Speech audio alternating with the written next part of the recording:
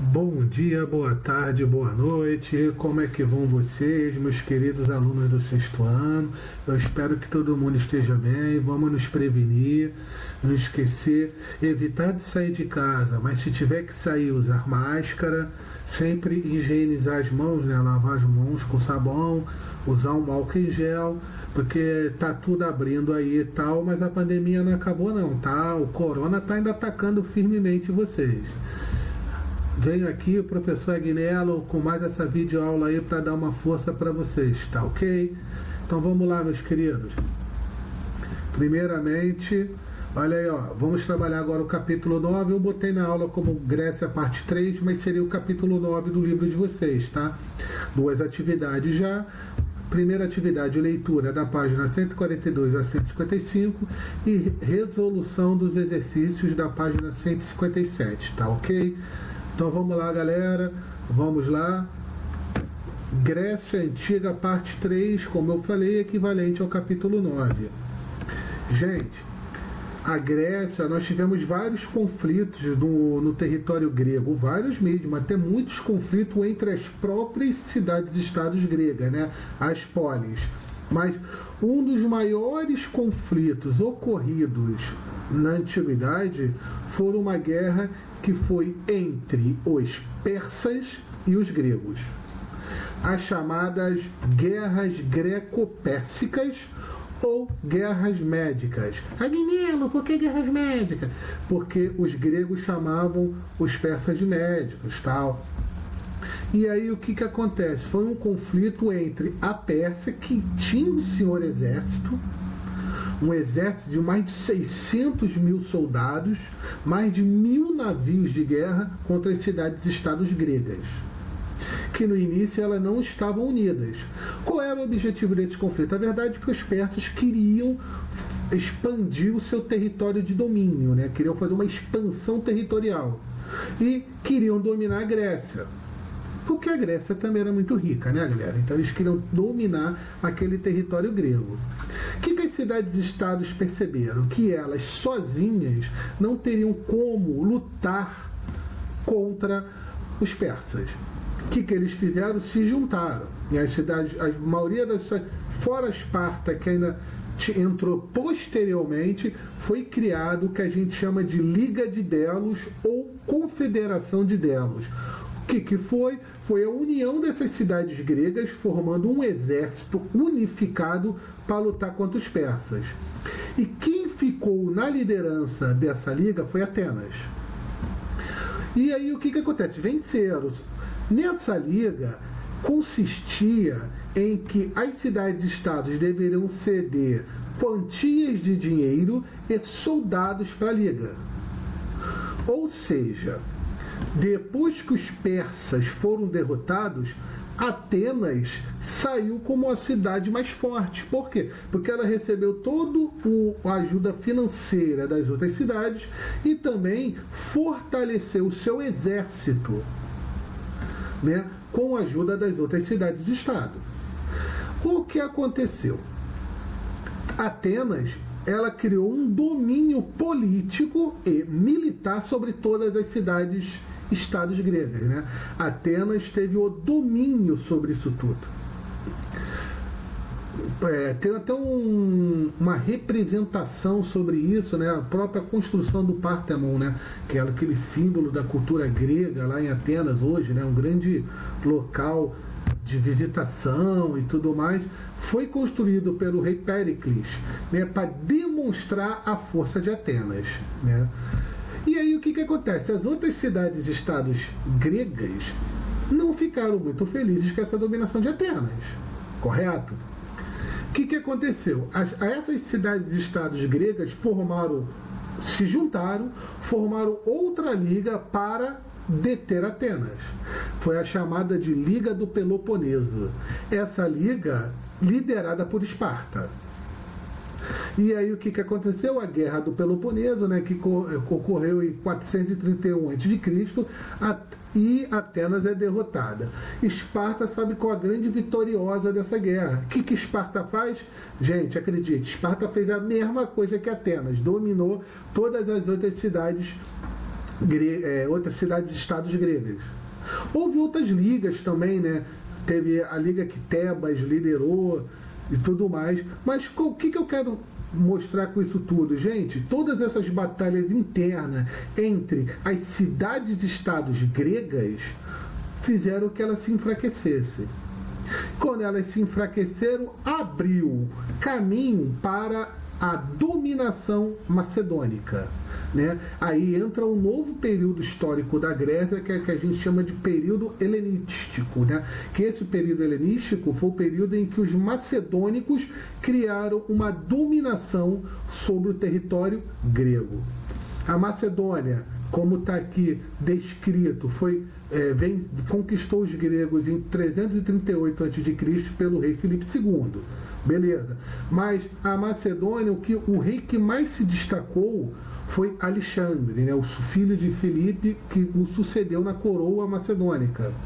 Ele era um guerreiro fantástico, gente. Ele dominou quase tudo. Tudo que ele lutava, ele dominava, né? Tanto é que esse Alexandre ganhou o apelido na história de Alexandre o Grande, né? Que conquistava tudo. Só que Alexandre o Grande, ele gostava muito da cultura grega, né? Porque ele foi educado por Aristóteles, né? O filósofo grego. Então, ele se identificava muito com a cultura grega. Alexandre o Grande, ou Magno, ele continuou um processo de expansão territorial, tudo mais. Ele conquistou o Egito, conquista a Pérsia, ele conquista regiões da Macedônia, da Índia, né? E o que ele faz? Ele faz uma mescla da cultura grega com a cultura dos povos que ele conquistava. Então, o que Alexandre Grande faz? Ele começa a espalhar essa cultura grega por todos os territórios que ele conquistou. Essa mescla de cultura, né, essa mistura dessa cultura criada por Alexandre Grande é chamada de cultura helenística. Tá ok? Aí aqui coloquei para vocês um mapa, né, sobre as guerras médicas, né? Houve vários conflitos, batalhas no mar, batalha de maratona, que ficou muito famosa, aquele até, né? A batalha de maratona, o cara correu mais de 30 quilômetros, deu o recado, pum, caiu morto. Então, em homenagem a ele, tem até aquele evento esportivo que é chamado maratona, né? E tudo mais. Então, aqui o mapa de todos os conflitos marítimos e terrestres, aqui Termópilas, né? Aquela batalha dos 300 ocorreu aqui nessa região aqui, ó. Então, o que acontece? Tá aí o mapa que informa para vocês todas as trajetórias do conflito. Do lado eu botei aqui uma imagem, gente, imagem real a gente não tem, né? Então a gente botou uma imagem de Alexandre o Grande guerreiro. Pode perceber que o tipo de roupa dele é uma roupa grega, né? Então, para ver como ele se identificava com a cultura grega. Agora, cultura grega. Bem tranquilo de entender também, gente. Literatura. A literatura grega ela é famosa pelos poemas e pelas poesias, né? Os poemas, temos aí poemas épicos, que é a Ilíadas e a Odisseia, de Homero, que por sinal vocês deveriam ler, que são histórias muito legais, né? A Ilíadas conta a história da Guerra de Troia, né? Aí tem a ideia do cavalo de Troia e tudo mais, tal. E a Odisseia conta a história do rei Ulisses, né? No fim da Guerra de Troia, ele tentar voltar para a sua terra natal, Ítaca. E ele demora 20 anos para chegar, né? Porque ele errou uma tretinha aí, né? Com Poseidon. Aí Poseidon começa a criar obstáculos para ele chegar na terra dele. Então ele demora 20 anos para chegar. Outra parte da cultura grega que deixou como herança para nós também foi o teatro. A ideia de tragédia e comédia. Então, na tragédia e na comédia, essas ideias teatrais elas surgiram na Grécia. Aí elas são simbolizadas por uma máscara rindo e outra máscara chorando e tudo mais. Relatos históricos. Aí a gente tem dois principais filósofos gregos, né? Eles são considerados filósofos, mas são considerados os primeiros historiadores da história, que é Heródoto, né? O considerado pai da história, né? Considerado o primeiro historiador. Ele é o cara que primeiro que ele relata as guerras médicas. Ele viaja pelo mundo também, né? Pelo mundo conhecido por eles, né? E começa a relatar as regiões que ele chega do Egito e tudo mais. Temos outros também, né? Que é Tucídides, que também relata a guerra do Peloponeso e tudo mais. E nós temos aqui a filosofia. Para vocês que não conhecem bem a filosofia, é uma ciência que estuda a sabedoria, né? Ela busca, a filosofia é a busca do conhecimento. E aí nós temos aí os três maiores, né, os três mais importantes ou mais conhecidos filósofos gregos. Sócrates, com várias ideias, e aí eu coloquei só uma mais simples para vocês, aquela ideia do só sei que nada sei, né? O que significa isso? Que você nunca sabe tudo, você tem que estar sempre buscando conhecimento. Platão, né, que ele diz que a gente vive no mundo real, mas existe o mundo das ideias, né, um mundo maior, inspirado, que fica onde você busca os conhecimentos nesse mundo das ideias. E Aristóteles, com a ideia da lógica, onde ele usa duas premissas para chegar a uma conclusão lógica, na chamada premissa maior, premissa menor. Com essas premissas, ele chega a uma conclusão lógica. Correntes filosóficas, gente, eu botei, mas para tirar uma dúvida de vocês mesmo, né, que essas correntes, elas nem são tão divulgadas assim no meio do pedagógico para vocês, né, mas uma coisa acadêmica e tudo mais. Mas estamos aí, ó, o estoicismo, né, fundado por Cernão, que propunha aceitar o conhecimento mudando, né, o destino, ou seja, você tem que aceitar aquilo que aparece. Você tem que aceitar o seu destino. Se o teu destino é ser pobre, tu tem que aceitar que é pobre. Se o seu destino é ser rico, você tem que aceitar que é rico. Esse tipo de coisa.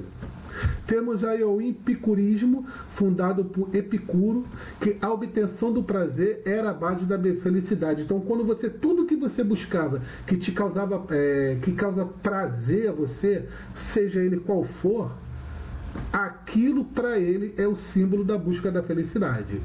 E por último nós temos o ceticismo, né, fundado por Pirro, que é o negativismo, né? Ele diz que a felicidade não é julgar nada.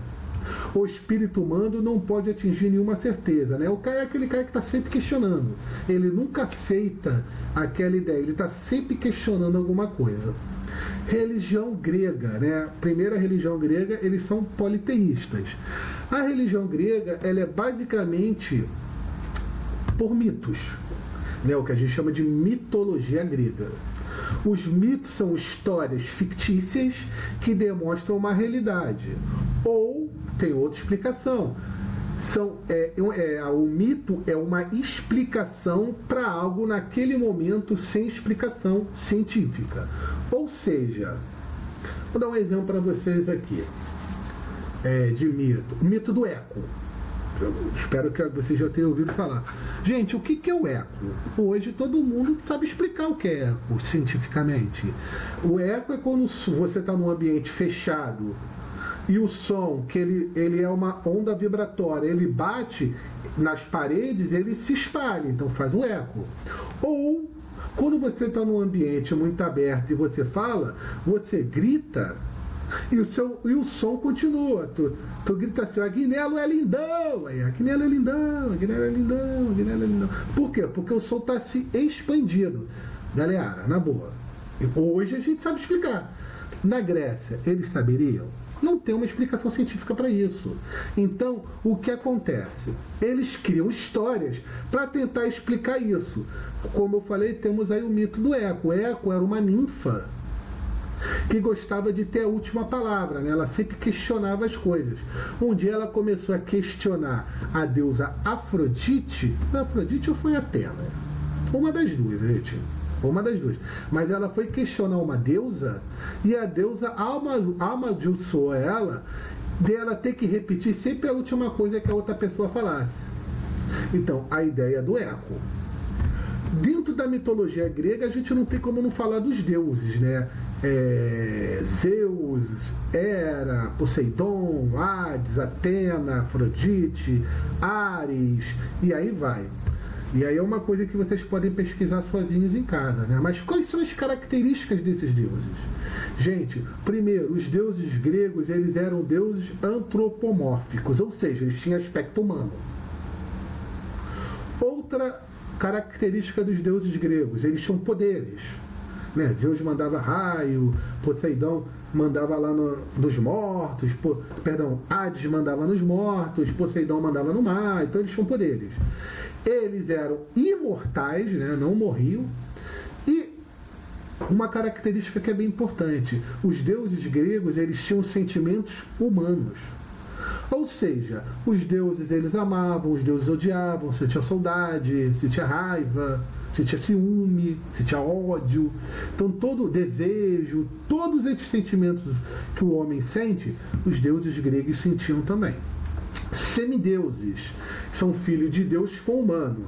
Aí nós temos o exemplo de Hércules, nós temos o exemplo de Perseu, temos o exemplo de Teseu. Temos vários deuses gregos, Aquiles, eram todos semideuses, né? Filho de um deus com uma humana. Ou podia ser filha de uma deusa com um humano. Não interessa. Um dos pais tinha que ser deus e um dos pais tinha que ser humano. Tá ok? E eu não ia deixar de falar dos Jogos Olímpicos, né? O que é o Jogo Olímpico? Na época, eram esportes que serviam para adoração de Zeus, né? Gente, os Jogos Olímpicos eram tão importantes para os gregos que, na época do jogo, as guerras paravam. Eles paravam as guerras, as pessoas que eram inimigas podiam transitar para ver os jogos. Hoje, os Jogos Olímpicos têm esse tipo de união e tudo mais aí. Aí eu botei aqui para vocês algumas imagens, para vocês terem uma ideia. Guilherme, é imagem real? Gente, na boa. São imagens copiadas dos bustos gregos, né? Então, mais ou menos uma ideia de como eles são. Temos aqui, ó, Sócrates, Platão, Aristóteles, Heródoto, Tucídides. Quer dizer, isso é uma ideia de como seria fisicamente eles. E aqui, gente, ó, claro que os deuses não é assim, mas eu achei essa imagem tão bonitinha, então escolhi para botar para vocês, para simbolizar os deuses gregos, né? Então Zeus, chefe dos deuses, Hera, sua irmã e sua esposa, Ares, deus da guerra, Poseidon, deus do mar, Artemis, deusa da caça, Apolo, que é o gato, né? O deus gato, tal, que simboliza a beleza do homem, Atenas, deusa da guerra e da sabedoria, Afrodite, deusa da beleza. Temos aqui Hefesto, né, o deus da metalurgia, né, que faz as armas. Temos aqui Herax. A verdade é que esse aqui não era para estar aqui não, mas botaram, ficou legal. Hermes, deus mensageiro. Hestia, né, a deusa das florestas e tudo mais. Tá ok? Queridos, eu espero que essa aula tenha ajudado vocês aí. Tá bom? Qualquer coisa, entre em contato comigo aí por WhatsApp, por e-mail, para nós tirarmos dúvidas, tá bom? Forte beijo para vocês. Tchau, tchau.